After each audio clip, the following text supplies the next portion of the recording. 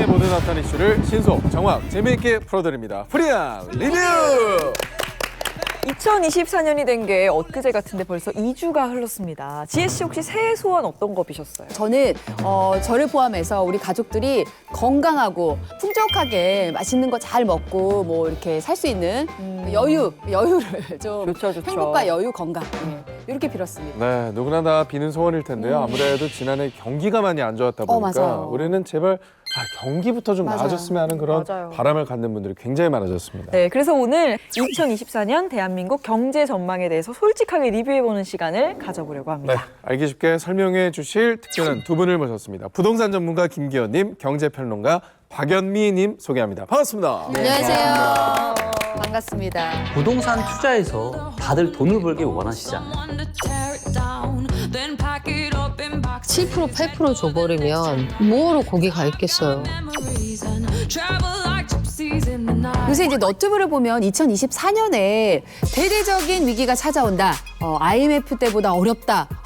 너무 충격이지 않습니까? 더 어려우면 어떡합니까? 우리 그러면 돈 다 안 돼. 팔아야 돼요, 더. 예. 대한민국 경제 위기설. 이거 진짠가요? 어떻게 혹시 보시나요? 글쎄 일단 유튜브 이런 데 많이 보시면 큰일 났다, 망한다, 난리 난다, 폭락한다 많은데 제목 같은 것들에 지나치게 현혹되실 필요는 제목이 없다. 흔히 말해 이제 썸네일 강하게 가잖아요, 지혜 씨. 그렇죠. 어그로 많이. 그렇죠. 어그로 강력하게 가죠. 알고 보면 실체가 없을 수 있어요. 미안합니다. 사실은 예고된 위기는 온 적이 없어요. 가계부채가 여전히 무겁다. 가계부채 2,000조 원 우리 다 알고 있는 내용이고 네네. 규제 지역에 집 살 때 최대 반밖에 안 빌려준단 말이에요. 그러면 이론적으로는 집값이 절반 폭락을 해도 그래도 큰일은 아직 안 오는 거죠. 반밖에 안 꿔줬잖아요. 그리고 특히 수출 같은 것들이 좀 살아날 거라는 기대감이 있어요. 네. 원래는 한국 경제가 올해에 2.1% 성장할 걸로 예상을 했는데 이거 올려잡았습니다. 2.3%로. 네. 근거가 뭔가 봤더니 반도체 수출이 2023년 연말부터 살아난다. 반도체 사이클이 돌아오면 한국 괜찮다. 또 한 가지는 우리 수출해서 먹고 사는 나라인데 주요국의 수출 경기가 2023년보다 나빠지지는 않을 것 같습니다. 유럽도 이제 슬슬 살아나는 데다가 대형 스포츠 이벤트가 2개나 있어요. 네. 그리고 미국의 경우에는 대선이 있잖아요. 11월에. 대선이 있는 해에 미국의 경기가 나쁜 적이 없었습니다. 이런 상황을 종합하면 2024년에 왜 그렇게까지 비관적일 필요가 있을까 이런 생각 가지고 있어요. 네, 좋습니다. 이게 뭐 전망이긴 하지만 저희를 좀 안심시켜 주신 얘기를 해주셔서 기분이 좋은데 그러면 부동산 전문가 김기원님은 올해 부동산 시장 어떻게 보세요? 네, 좋은 얘기를 좀 해드리고 싶은데 제가 또 지혜 거짓말을. 씨가 부동산 쪽에 관심이 너무 좋아요. 많잖아요. 그래요? 네, 눈이 반짝반짝해졌죠. 그렇죠. 온 국민의 관심사죠. 네. 근데 부동산 시장이 이제 이미 2차 하락을 좀 시작을 해서 네. 24년은 좀 상당히 좀 좋지 않을 것 같은데 또다시 이제 정부 정책이 또 나왔죠. 그래서 올해부터는 이제 신생아 특례 대출이나 신혼부부 증여세 공제 한도를 또 3억까지 확대를 좀 했고요. 그래서 이런 다양한 어떤 이런 정책들이 수요를 또 만들면서 약간의 어떤 반등이 23년에 나왔던 것처럼 나올 수는 있지만 이미 이제 대세는 하락 쪽으로 좀 많이 좋다는 거예요? 기울었다 이렇게 하락으로. 판단이 됩니다. 근데 하락이면 오히려 그때는 매수하기 좋은 상황 아닌가요? 맞아요. 너무 좋죠. 네. 근데 우리가 또 증시 격언에도 이런 게 있잖아. 네네. 떨어지는 칼날을 잡지 마라. 이게 우리가 지하 1층까지만 있는 줄 알았는데 더 떨어지니까. 지하 5층, 지하 10층까지 있을지 모르잖아요. 좀 이따 데이터로 다 보여드리겠지만 네. 지금은 100점 만점에 네. 한 10점 정도밖에 되지 않습니다. 최악이네요. 그러니까 상당히 좋지 않은 절대 상황이고 근처도 가면 안 되는 그러네. 상황이에요. 지금은 안 되죠. 네.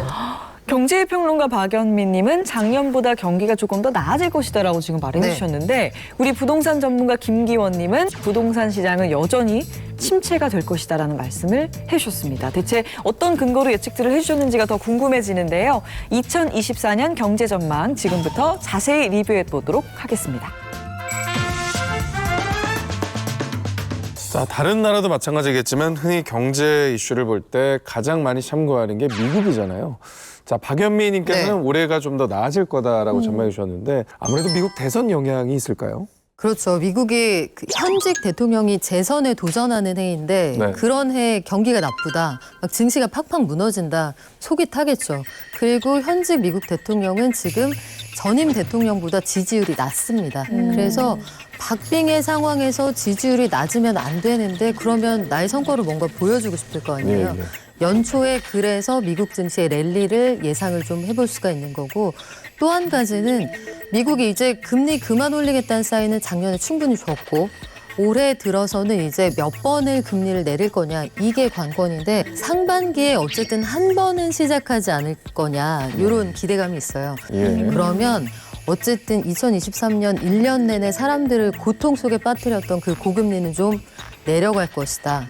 그리고 유럽도, 그리고 연말에 기준금리 동결했던 캐나다도 아마 시점만 보고 있을 것이다. 종합하면 경기 괜찮을 것 같다. 네. 2023년보다는 그런 생각을 해볼 수 있습니다. 근데 미국에서 금리를 낮추면 우리나라의 금리도 낮아지는 건가요? 그렇죠. 우리가 먼저 움직이기는 쉽지 않은 상황인데 우리가 따라갈 수밖에 없다라고 말씀드리는 건 두 가지 측면입니다. 한 가지는 한국은 환율이 굉장히 중요한 나라예요. 그러니까 수출로 먹고 산다는 게 결국은 달러를 많이 벌어와야 그래야 우리 경제가 유지가 되고 물가도 방어가 된다는 뜻인데, 네.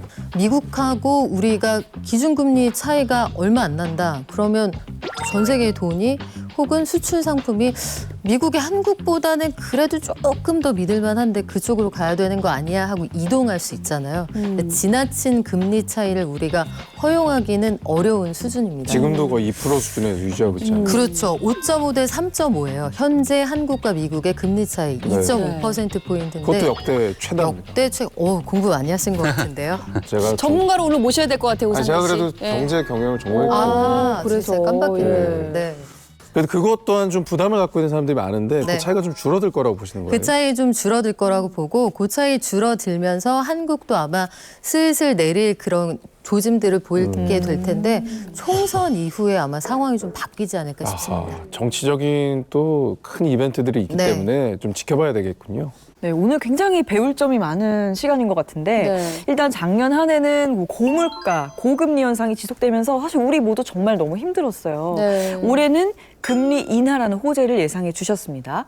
금리가 인하가 된다는 거는 물가도 잡힐 거라고 봐주시는 거잖아요. 그렇습니다. 물가가 작년 하반기에 보면 3%대까지 다시 올라가서 걱정들을 했었는데 하반기에 2023년 하반기에 나왔던 여러 가지 지표들을 보면 우리나라에서 주요하게 봤던 소비자 물가 지수, 그리고 개인 소비 지출 지수, 이런 것들이 떨어지고 있는 게 추세적으로 확인이 됩니다. 단기적으로 보면 식품 물가 이런 게 꽤 많이 올랐어요. 이런 것들은 근데 작황에 따라서 또 달라질 수가 있고, 네. 서비스 물가는 이미 올라 있는 걸 끌어내리긴 어렵습니다. 그럼 그건 상수로 둔 채로 나머지 조건은 좀 달라져서 2023년보다는 그래도 작년보다는 숨 좀 쉬겠다, 이런 순간이 오지 않을까 싶습니다. 제일 중요한 게 정말. 기름값일 텐데 네. 이 국제 정세가 불안하다 보니까 그게 좀 쉽지 않을 것 같거든요. 어떻게 보세요? 미국에서 제일 중요하게 보는 건 기름값인데, 기름값이 이스라엘 하마스 전쟁에도 불구하고 연말에 70불을 깨는 수준까지 내려와 있었거든요. 예. 이런 것들 종합하면 미국 물가 하락한다. 그래서 미국 물가 하락해서 금리가 떨어지면 한국도 따라갈 수밖에 없다. 이런 결론을 내릴 수 있겠네요. 네. 네. 물가가 우리에겐 정말 굉장히 중요한데요. 김기현님은 어떻게 보세요? 네.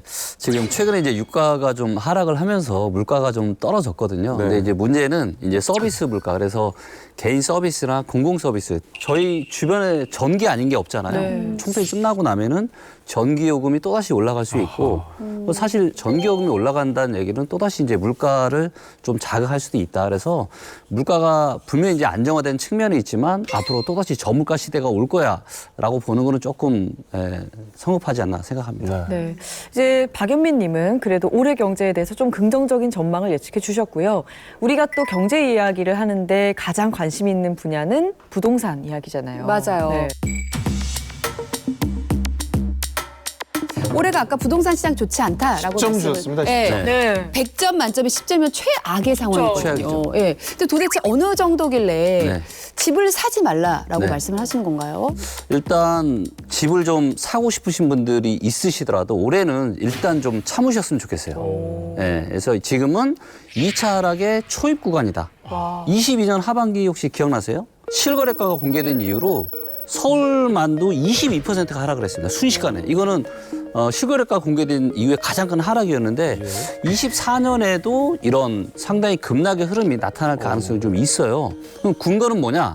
일단은 매물이 너무 많이 쌓여 있습니다. 그러니까 팔고 싶어 하는 사람들 너무 많고 사고 싶어 하시는 분들이 거의 없어요.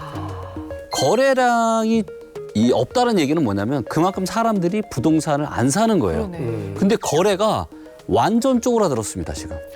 네, 그래서 거래는 없고 매물은 쌓여 있고 팔 사람은 많고 살 사람은 없고 그럼 가격이 어떻게 될까요? 떨어지죠. 당연히 떨어질 수밖에 없죠. 그래서 2차 하락이 오는 건 이제 확률적으로 85% 이상 결정이 됐다라고 좀 보시면 되고 정말로 몇십 년 만에 한 번 올까 말까한 절호의 기회가 이제 머지않아 올 겁니다.